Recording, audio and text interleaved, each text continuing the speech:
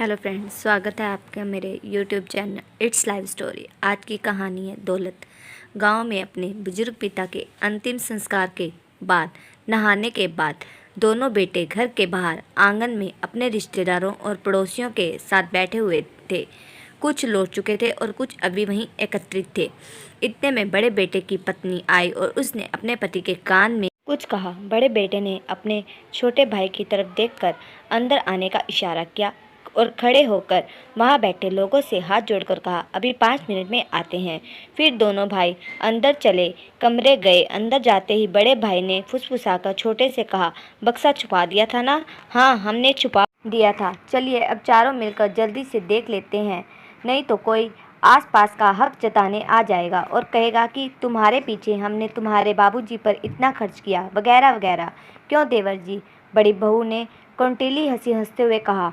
हाँ, सही कहा भाभी आपने। छोटे ने भी सहमति में गर्दन हिलाते हुए कहा। तब तक छोटी तेजी से बाबूजी के कमरे में जाकर बक्सा निकाल लाई। मैं दरवाज़ा बंद कर देती हूँ, बड़ी बहू तेजी दिखाते हुए बोली। दोनों भाई तुरंत तेजी से नीचे झुके और छोटी बहू द्वारा लाए गए बक्से को खोलने लगे। पहले चाबी तो वो ऐसे थोड़े ना खुलेगा, मैंने आते ही ताला लगाकर चाबी छुपा ली थी।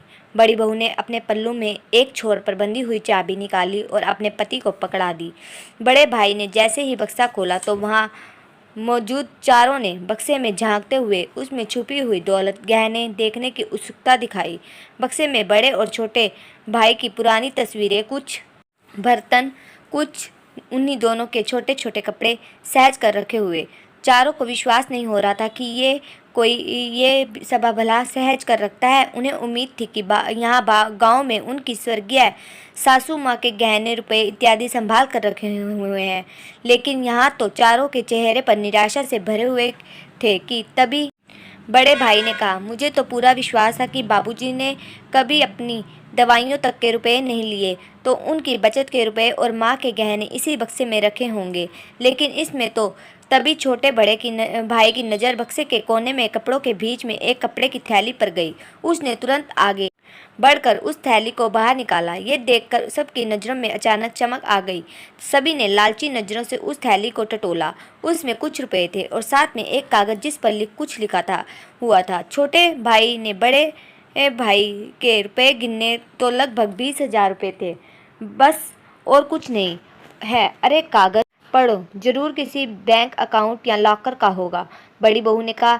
तो बड़े बेटे ने तुरंत छोटे भाई के हाथों से उस कागज़ को छीन कर पढ़ा, जिस पर लिखा हुआ था, क्या ढूंढ रहे हो? संपत्ति है या यही है मेरी और तुम्हारी माँ की संपत्ति, तुम्हारी बचपन की वो यादें जिसमें तुम शामिल थे, वो पल, वो खुशबू, वो प्यार, वो अनमोल पल आज भी इन कपड़ों में, इन तस्वीरों में, इन छोटे छोटे बर्तनों में मौजूद है। यही है हमारी अनमोल दौलत। तुम तो हमें यहाँ अकेला छोड़कर चले गए अपने भविष्य के लिए, मगर हम यहाँ तुम्हारी यादों के सहारे ही, तुम्हारी माँ तुम्हारे देखने को तरसते हुए, और शायद मैं भी अब तक तुमसे कोई पैसा नहीं लिया अपनी पेंशन से ही, मगर तुम लोगों को हमेशा इस बक्से में अनमोल दौलत है जानबूझकर सुनाता रहा। मगर बच्चों ध्यान देना, अपने बच्चों को कभी अपने से दूर मत करना, वरना जैसे तुमने अपने भविष्य का हवाला देकर खुद को हमसे दूर किया, वैसे ही बच्चों दुनिया का सब बड़ा दुख जानते हो क्या होता है? अपनों के होते हुए भी किसी अपने का पास नहीं होना। जीवन में उस समय कोई दौलत, गहने, संपत्ति काम नहीं आते। बच्चों में मरने के बाद भी तुम पे बोझ नहीं बनना चाहता, इसलिए ये पैसे मेरे अंतिम संस्कार का खर्च है। पूरा कागज पढ़ते ही बड़े बेटे के साथ साथ छोटा बेटा भी फूट फूट कर रो पड़ा। Radhe Radhe. Thanks for watching. Please subscribe my channel. Video को लाइक करें, शेयर करें, सब्सक्राइब करें।